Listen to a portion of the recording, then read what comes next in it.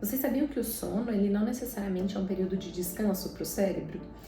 O período de sono a gente usa para trabalhar diversas funções cognitivas, não cognitivas, né? Além de dar o descanso para o corpo, o cérebro ele tá ali em atividade, tanto as células neuronais, que são os neurônios, quanto as células que a gente chama de micróglia, que dão ali um suporte, né? Criam um microambiente para o neurônio. Elas estão em atividade para limpar as impurezas, elas estão em atividade para a formação de memórias, tá? Até inclusive a gente acredita que essa atividade neuronal durante o sono, ela ajude a gente a lidar com situações de estresse durante o dia, porque a gente vai selecionar, vai tirar algumas situações que causariam medo, causariam insegurança, e tem até estudos já muito antigos que mostravam que pacientes que têm um sono REM, né, que têm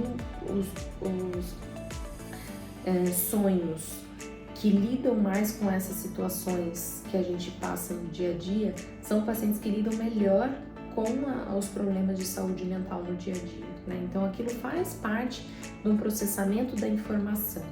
Então um paciente que não dorme bem, não dorme adequadamente, tanto em qualidade de sono quanto em quantidade de sono para ele, lembrando que cada paciente tem uma demanda, cada ser humano tem uma demanda de necessidade de horas dormidas por noite.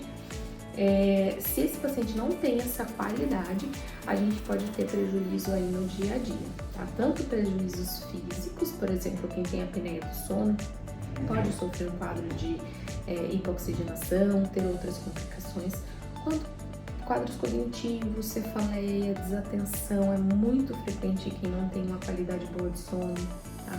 Então, o sono ele deve ser parte da saúde, né? Os médicos de forma geral, não necessariamente só o neurologista, deve cuidar do sono. Lembrando que as medicações que são indutoras de sono, como a gente vê muitos medicamentos de tarja preta, elas devem ser usadas em situações específicas, né?